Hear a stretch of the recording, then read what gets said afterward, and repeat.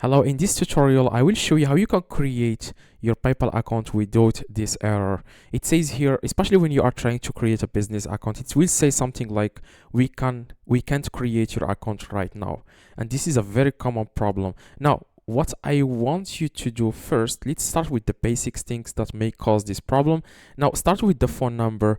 Try to add your own personal phone number. Don't add your company's phone number or something like that. Just try to add your personal phone number.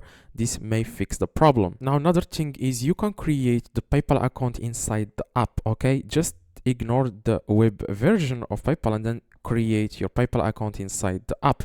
This may help you create PayPal and then you can log in into your PayPal using your laptop or PC. Also, if you take so long to fill up the information like the middle name, first name, last name, if you take like 3 minutes, you will have this problem. But most of the time, this will be solved only by changing the phone number to your own phone number. Okay, like I said, if this doesn't work, you can just try it using the phone. Okay, to create your account using the phone, but make sure again to add your own personal number.